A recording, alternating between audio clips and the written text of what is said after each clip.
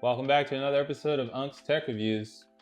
I'm Kenneth, and today I'm going to be talking about home internet and how I can help you tackle if you have maybe a few home internet problems yourself.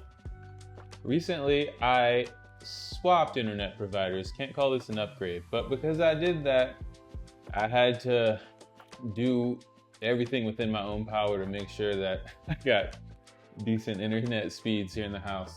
And that's also why, so retire babies right here for visual effect and not plugged in doing work right now. Tip number one is where you put the router is super important.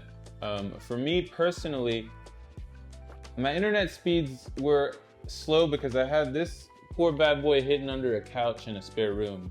Instead of doing that, what you should do is stick it on a shelf in a centralized area of the house, somewhere really open, somewhere it can breathe and send those radio Wi-Fi waves all across the plane. That's gonna get you the best chance at getting something out of it.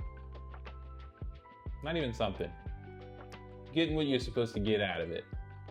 That said, when it's in the open, remember, things kill Wi-Fi signal.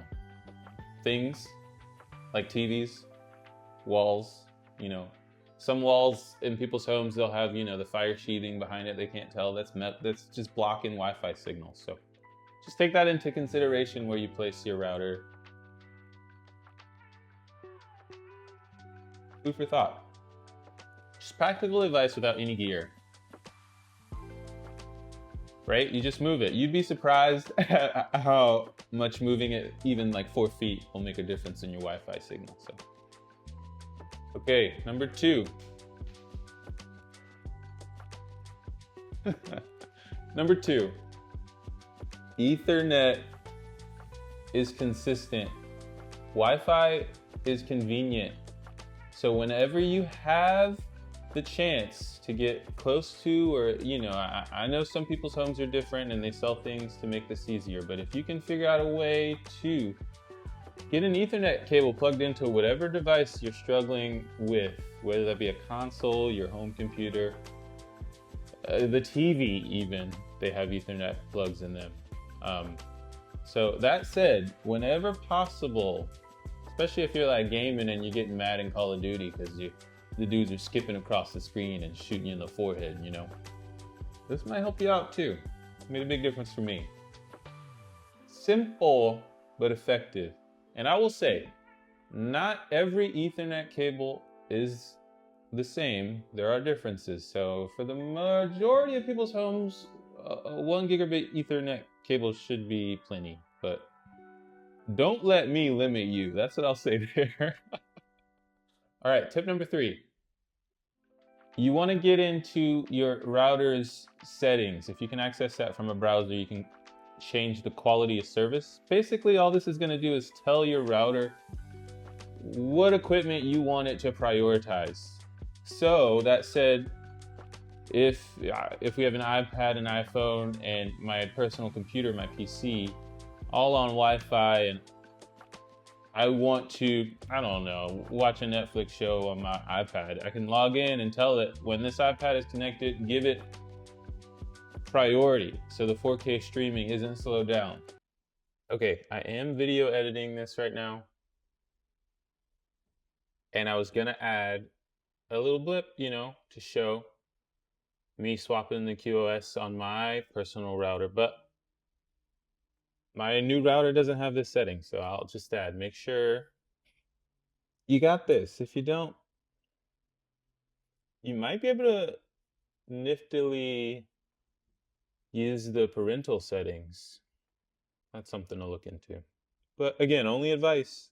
Oh, only advice. Bye. All right, tip number 4 is some routers will also list devices that are connected to them, and you would be surprised at how many background devices are on that list. And with that said, those background devices, the iPad in the other room, the TV that's perpetually on and streaming something, your phone even sending like an iCloud updates because you took a bunch of photos over the weekend, like that sort of stuff being connected in the background can slow down your Wi-Fi service, right?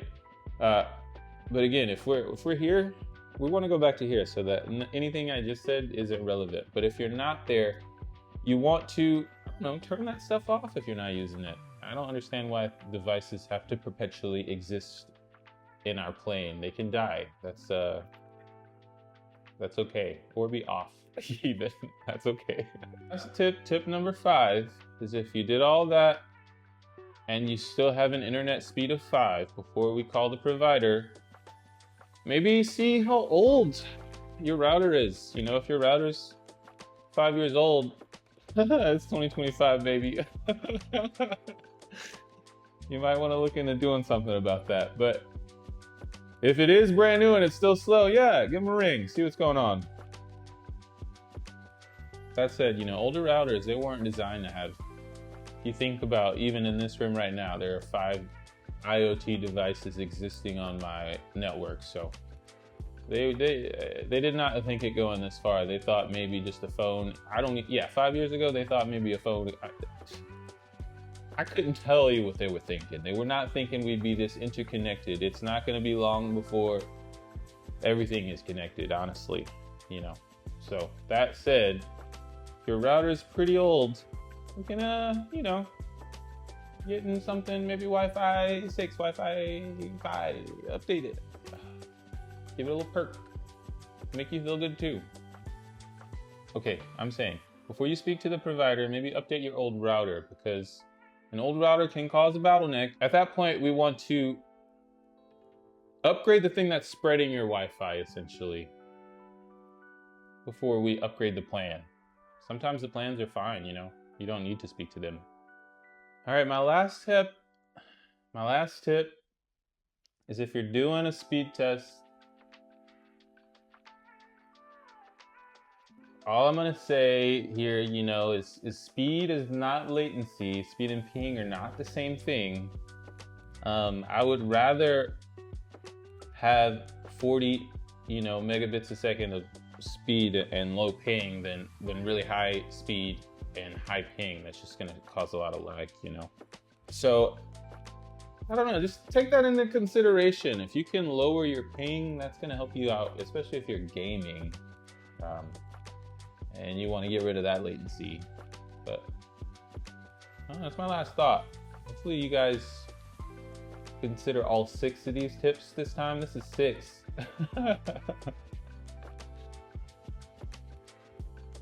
And enjoy some more of my content. Thanks for hanging out at Unc's Tech Reviews. Bye.